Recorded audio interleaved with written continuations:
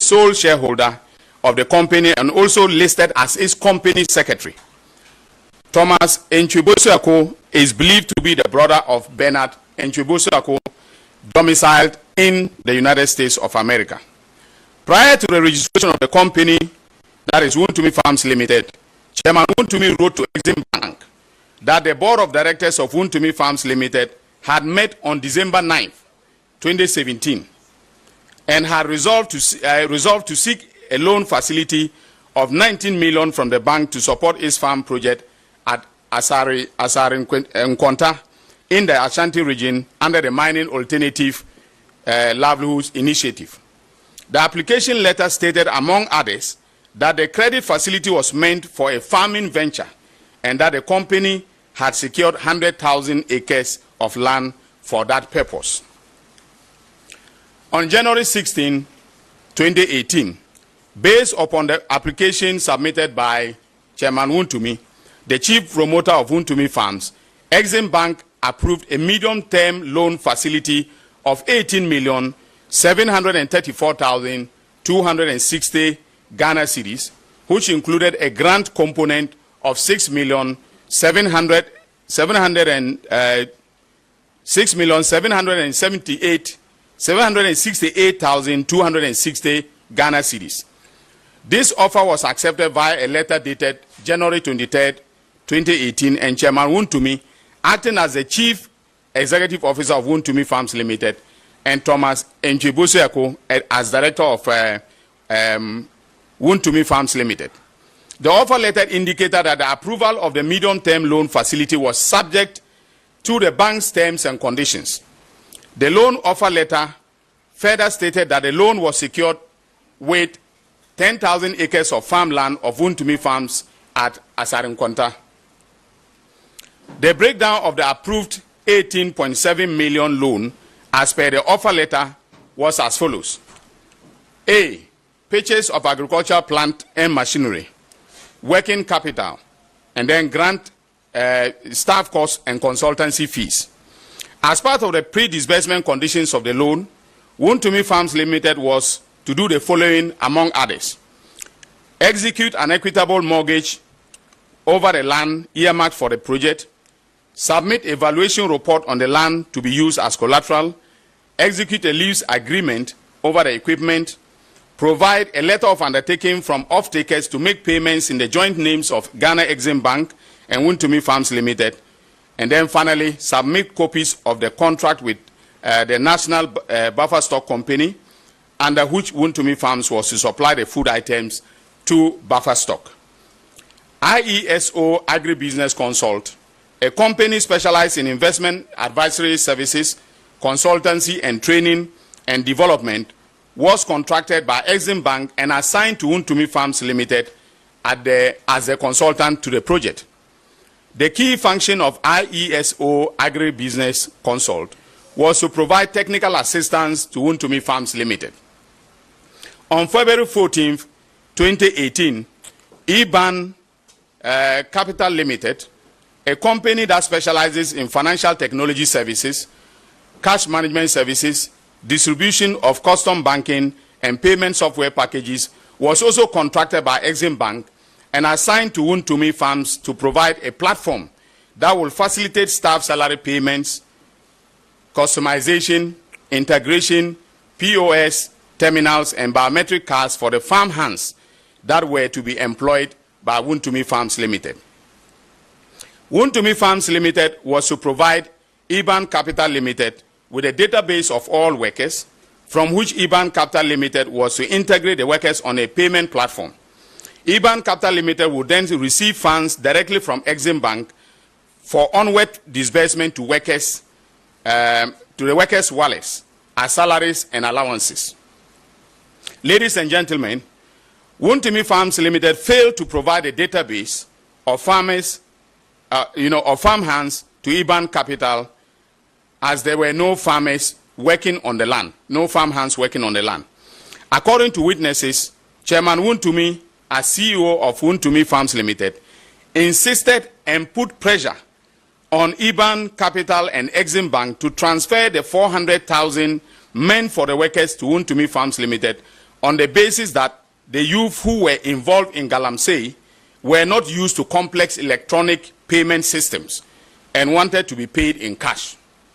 In order to execute the project, Wontumi Farms Limited had submitted a pro forma invoice to Exim Bank for the purchase of farm equipment, including tractors, combine harvesters, corn seeder machines, and Wellington boots.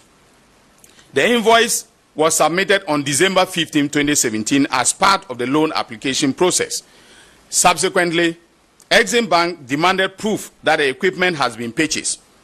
On March 18, 2018, Chairman Wontumi submitted a receipt from a company known as Kasama Enterprise for the purchase of the equipment in the sum of 4 million Ghana cedis. However, and this is where it gets interesting, the equipment purchase as shown on the receipt included bulldozers and excavators. Our investigations established that Chairman Wontumi had approached Kasama Enterprise, an industrial equipment dealer, and obtained an invoice with a promise to return to purchase the said equipment. He never went back to purchase the equipment. Instead, and this is where the criminal enterprise began, he forged the invoice he obtained from Kasama Enterprise by removing the word invoice and replacing it with receipt. This forged receipt was then submitted to Exim Bank as proof that he had purchased the equipment after the disbursement of the loan facility. The owner of Kasama Enterprise confirmed to investigators of the Economic and Organized Crime Office that the only document he issued to Wontumi Farms Limited through Chairman Wontumi was a pro forma invoice and not a receipt.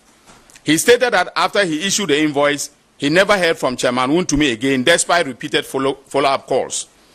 The forged receipt submitted to Exim Bank suggested that Kasama Enterprise acknowledged receipt of the sum of 4 million Ghana cedis for the purchase of earth-moving machines and farming equipment. The so-called receipt had on it, and ladies and gentlemen of the press, this is what gave him away, 50 days to supply and 1 year guarantee and service. Now, I hope you understand what this means. That when you receive a pro forma invoice, okay, pro forma means that you've taken it with the intention of purchasing. And so they will give you a timeline, okay, within which the supplier will supply you the equipment. And then also, if there are any guarantees, services or guarantee terms, they will be indicated on the pro forma invoice. But Chairman Wontumi, as I said, took out invoice and replaced it with receipt to, deceive Exim Bank that he had actually purchased the equipment. Investigations established that Chairman Wontumi did not purchase any equipment and as such could not register any equipment in the joint names of Exim Bank and Wontumi Farms Limited as per the loan conditions, even though funds were disbursed to him to that effect. That all the equipment he claimed he purchased could not be traced. Investigations established that though Chairman Wontumi submitted the forged receipt to Exim Bank, he stated during interrogation that he purchased second-hand brand new, whatever that means, second-hand brand new equipment, and that the receipts of all the purchases, including the documents on the equipment, were all sent to Exim Bank. However, Exim Bank has confirmed that neither Chairman Wontumi nor Wontumi Farms Limited submitted any documents covering the purchase of the required equipment except the forged receipts. In fact, when our investigators went to the ground, they realized that there were some obsolete, decrepit machines on the side, tractors dating back that were manufactured in the 1970s, and that were not functioning, were the ones that had been placed on the farm. So this was definitely a grand scheme designed to defraud Exim Bank. It is clear from our investigation that Chairman Wontumi and his company, Wontumi Farms Limited, made fraudulent misrepresentations to Exim Bank with a view to obtaining the loan facility, and in fact did obtain the loan facility. The equipment they represented were to be purchased were never procured. The farming enterprise never materialized, and so no young persons were employed in Asare Nkwanta in the Ashanti region. But more importantly, the company and its director and CEO forged a receipt in order to deceive Exim Bank that they were in compliance with the loan conditions. These are not mere breaches of a contract, but constitute acts of criminality by no means a person than the regional chairman of the then ruling party. In the circumstances and the face of the evidence we have gathered in this investigation, thoroughly conducted by the Economic and Organized Crime Office, we have made the decision to prosecute Wontumi Farms and its directors with defrauding by false pretenses, forgery, and causing financial loss to the state in the sum of 24,255,735 Ghana cedis. This figure represents the principal sum plus the interest that has accrued so far.